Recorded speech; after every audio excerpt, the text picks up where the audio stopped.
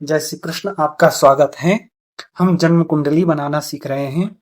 हमने ग्रह स्पष्ट लग्न कुंडली बनाना, चंद्र कुंडली, सूर्य कुंडली, इनके बारे में जान लिया है। विंशोत्तरी दशा में भी दशा अंतरदशा किस प्रकार निकाली जाती है वह हमने सीखा था।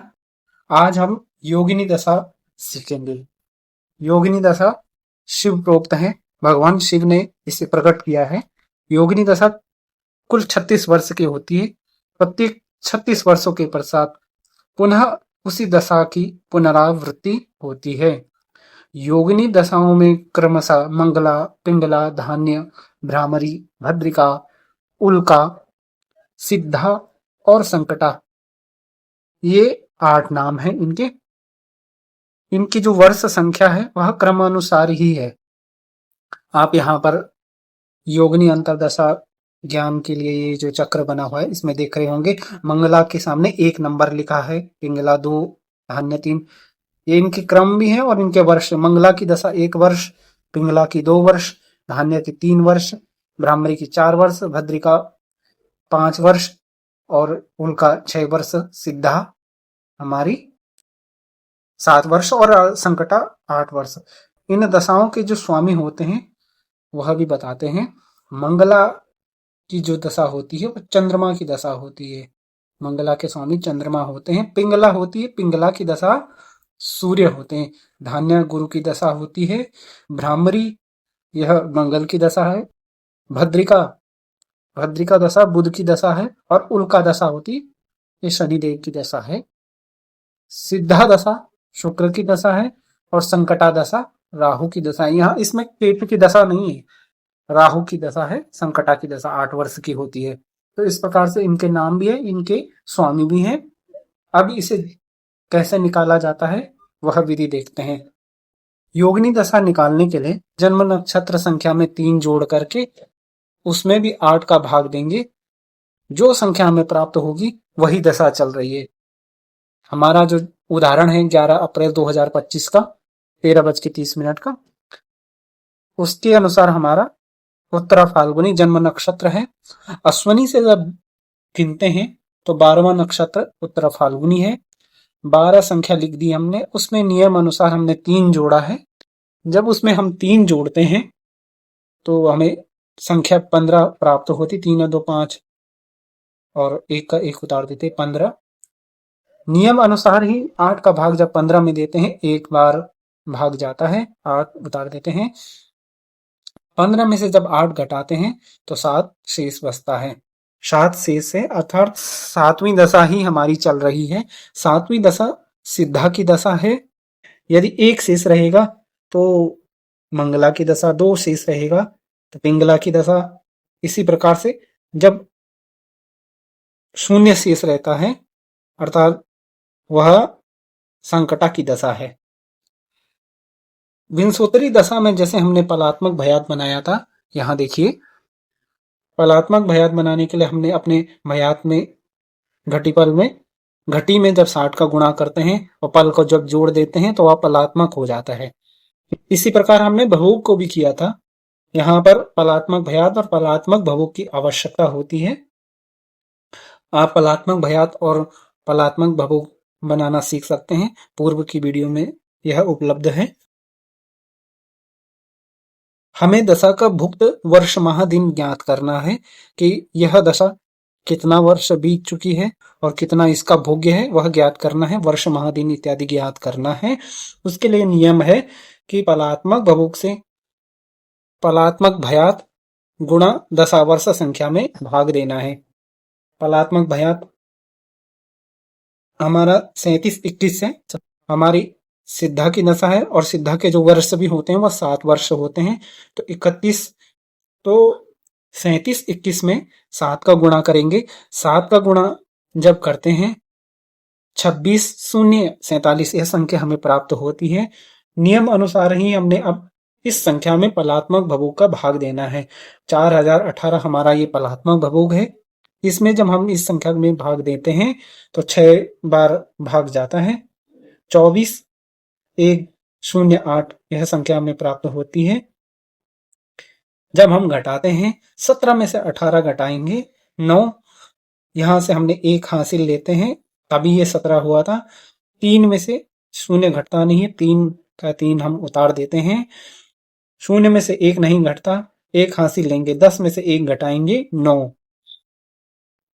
1 हासिल ले ली थी 6 में से, 5 में से 4 घटाएंगे तो 1 शेष रहता है।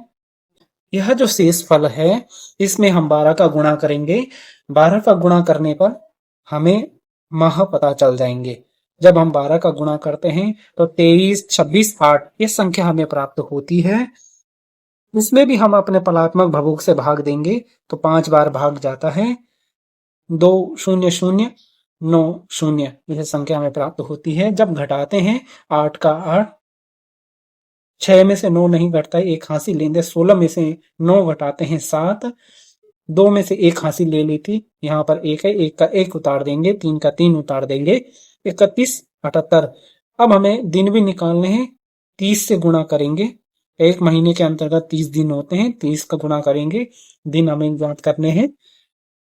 हमें संख्या प्राप्त होती है 9, 5, 3, 4, 0। अब इसमें भी हमने पलात्मक भवों का भाग देना है। 23 बार जाता है, 9, 2, 4, 1, 4 ये संख्या में प्राप्त होती है।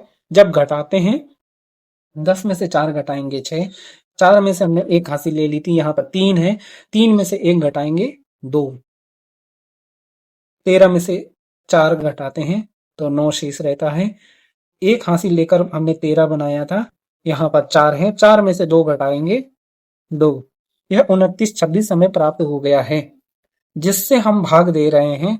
यदि शेष फल उसके आधे से अधिक है, उसे आधे के बराबर है, तो हम अपने भागफल में एक संख्या बढ़ा देते हैं। तो हमने एक संख्या बढ़ा दी है, 23 की जगह 24 कर देंगे इसे। यह जो 6, 5 और 24 हमें प्राप्त हो रहा है, यह भुक्त वर्ष है। जो सिद्धा की दशा होती है, 7 वर्ष की दशा होती है, उसमें जब हम अपना भुक्त घटाएंगे तो हमें भोग्य पता चल जाएगा कि अभी कितना शेष बाकी है समय इस दशा को समाप्त होने में।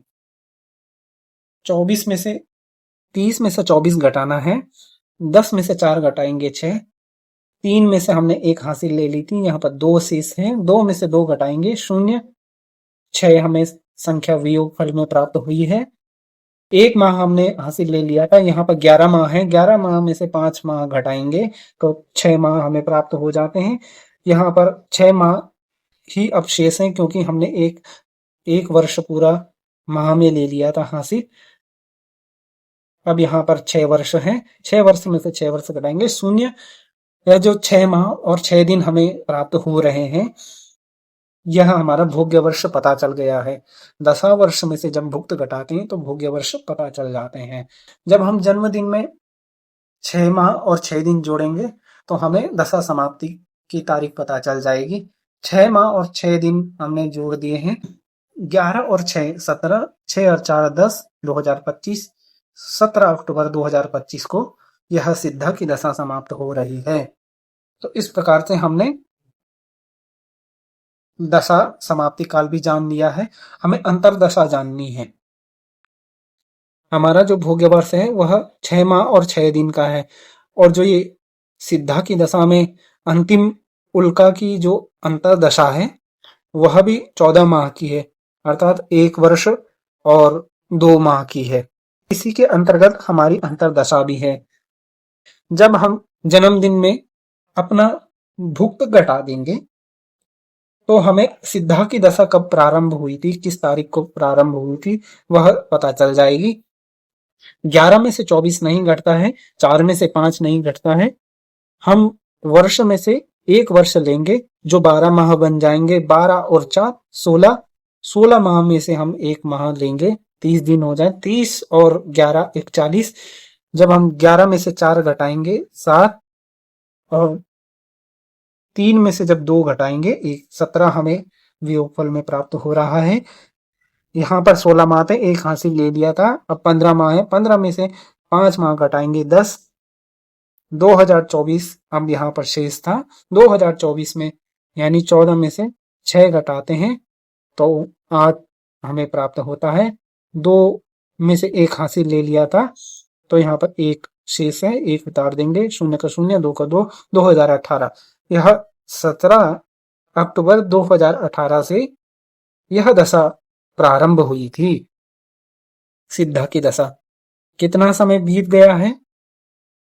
अंतर्दशा का गणित जानने के लिए हम अपनी उल्का की दशा का जो ये मान है दशावर्ष में घटा देंगे। यह 1 वर्ष 2 माह 0 दिन है। दशावर्ष मान में से घटा देना है, शून्य का शून्य। 12 में से 2 घटाते हैं तो 10 फल प्राप्त होता है। एक हासिल लेकर हमने 12 बनाया था, यहाँ पर 6 है, 6 में से 1 घटाएंगे 5, 5 10 0, 5 वर्ष 10 माह 0 दिन। सिद्धा जो ये 5 10 0 हमें प्राप्त हुआ है, इसी से हम अंतर्दशा जानेंगे। जब से हमारी सिद्धा की दशा प्रारंभ हुई है, यानी 17 अक्टूबर 2018 से, तब से कितना समय व्यतीत हो चुका है सिद्धा की दशा को? 5 10 0, 5 वर्ष 10 माह 0 दिन। अब इन 5 वर्ष 10 माह 0 दिन को ही प्रारंभ तिथि में जब जोड़ते हैं, दशा प्रारंभ तिथि में, तो हमें उल्का अंतर्दशा की प्रारंभ तिथि पता चल जाएगी और हम समाप्ति काल भी जान लेंगे। 17 में शून्य जोड़ेंगे, 17 10 10 20, 20 में से 12 घटा देंगे 8, ये माह है। 1 वर्ष आगे बढ़ा देंगे, 8 5 13 और 1 14 का 4 हासिल, 1 है, 1 में 1 हासिल जोड़ देंगे 2, 2024 8 2024 से सिद्धा की दशा में उल्का की अंतर्दशा प्रारंभ हो गई थी। अब हमने क्या करना है? प्रारंभ का तो हमें पता चल गया है, अब तो बहुत सरल है।